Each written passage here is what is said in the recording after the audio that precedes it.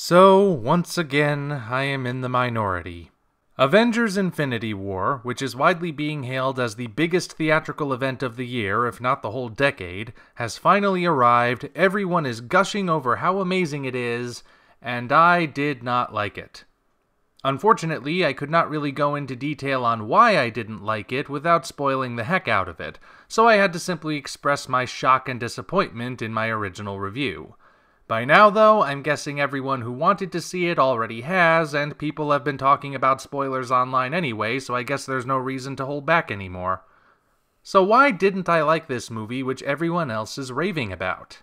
First, let me make something clear. I don't hate Infinity War. I dislike it, but I don't hate it. The Cloverfield Paradox is a movie I hate. That thing was stupid and unpleasant from start to finish. Infinity War, on the other hand, had its moments which I can look back on with fondness. I wish those moments were enough to win me over, I really do, but unfortunately, they are not. They are enough, however, to keep me from hating the movie outright. Just keep that in mind. I'm not mad, I'm disappointed. So what happened? Wherein lies the disconnection? The obvious answer some have posed is that I was caught off guard by how this movie is merely the first half of a two-part story, and the dark cliffhanger ending means I shouldn't look at it as a whole film. I disagree. First of all, Infinity War does not end on a cliffhanger. A cliffhanger ending is what happens when the audience does not see the conclusion. The story stops before everything is resolved, or right at the crucial moment that will decide the outcome. Infinity War has a very clear ending. Thanos wins. He accomplishes the goal he set out to realize. He overcame the obstacles in his path. He gets his moment of peace at the end. The war is over. It would have been a cliffhanger if the movie had cut to black right when Thanos snaps his fingers, leaving us wondering what happens next. But instead, we see the outcome. Yes, there's a tease after the credits, but even the first Iron Man had one of those while still being a complete story. So this is not a cliffhanger, just a downer ending preceded by boatloads of setup. That's probably why they dropped the Part 1, which was initially in the film's title. Even with that distinction made, this alone is not the issue. I've seen plenty of movies of late which did the exact same thing, and I wound up enjoying them anyway.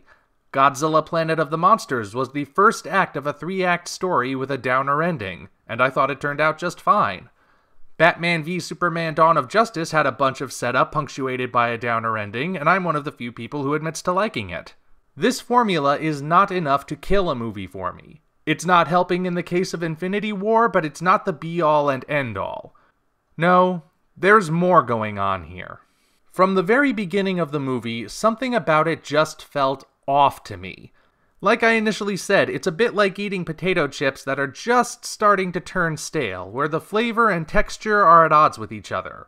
Infinity War maintained the flavor of what we'd gotten before, but the texture was off, and I've narrowed it down to a number of issues. First up, there really are too many characters in this thing. As cool as it is to finally see so many of these guys interacting with each other, not even the nearly 3-hour runtime is enough to do them all justice. Oh sure, they all take part in the fights, but as character moments go, not everyone gets their chance. Black Panther's biggest moment is shouting a battle cry, and beyond that he just blends into the crowd. Drax the Destroyer had been given a great reason to have a personal vendetta against Thanos back in the first Guardians movie, but it never comes into play and he is reduced to a joke character. Pepper Potts is just there to remind us that she exists. Groot spends nearly the whole film playing a video game. Shuri's attempt to remove the Infinity Stone from Vision's noggin ultimately goes nowhere, making the whole trip to Wakanda feel like a detour. I barely even remember what Falcon and War Machine do during the finale. Characters who get more attention don't necessarily do much better. Both Vision and Scarlet Witch are integral to the plot, yet they're rendered utterly useless, especially Vision. I get the logic, mind you, since it's something DC has been doing for decades. Take down the most powerful characters first so you can justify the uniting of a team. Here, though, it just renders Vision a pathetic sad sack who needs to be carried around by everyone else. Speaking of which, that gives me a chance to segue into another issue, the writing. Like I said, I understand why Vision and Scarlet Witch are so easily beaten by Thanos' henchmen. who, come to think of it, I don't recall ever being named on screen, but that's beside the point. I get why they're beaten, but what comes next stretches credibility and reeks of contrivance. You see, the nearly supernatural aliens who slap around the most powerful Avengers get driven back by Captain America, Black Widow, and Falcon. Of those three, only Cap has powers, and those powers are simply increased strength, speed, and metabolism. Meanwhile, Black Widow has martial arts and electric batons, and Falcon carries machine guns on his jetpack. I'm sorry, but I don't buy for a second that they would win so easily for any reason other than the script requiring them to. That's like writing a scene where two armored cars get run over and flattened by a pair of tanks, then the tanks get run over and flattened by a motorcycle and two mopeds. Would you believe that? I doubt it. Later on, Scarlet Witch is standing by Vision's side in Wakanda while Shuri is trying to extract the stone, only for her to quickly fly out into the battlefield and essentially wipe out a huge chunk of Thanos' army in one hit, prompting Okoye to ask why she wasn't out there to begin with. Funny line, sure, but it also is an acknowledgement of a flaw in the script. If Scarlet Witch is that fast and that powerful, then I'm with Okoye. She should have been out there the whole time and just rushed back to Vision once the stone was extracted. It's never a good thing when a movie points out its flaws for you. Then there's the way in which Infinity War seems to have a personal vendetta against Thor Ragnarok, since it undoes everything that movie sets up. The Asgardians are going to settle on Earth. Oh wait, they're all dead now. Loki is finally a good guy. No wait, he's dead too. Thor no longer needs his hammer. No wait, he's just getting a new one. Bruce Banner may disappear if he ever becomes the Hulk again. No wait, now Hulk is afraid to come out and Banner seems no worse for the wear. Thor lost an eye. No wait, Rocket just gave him a new one. Ragnarok is one of many MCU movies all about consequences, so if none of those consequences are permanent or going to be expanded upon, what was the point? Actually, the scene where Rocket gives Thor his new eye is one that has me the most worried for the sequel the more I think about it. The loss of an eye is a big deal. That is permanent damage, even for a god, and it serves as a way to bring Thor's journey to succeeding Odin full circle. Yet Rocket just hands him a new eye which he can simply pop into his head and have it work without any issues. Oh, and let us not forget that Rocket smuggled this eye out of wherever he got it from by hiding it in his anus. So in conclusion, permanent damage is easily fixed with a solution literally pulled out of someone's butt.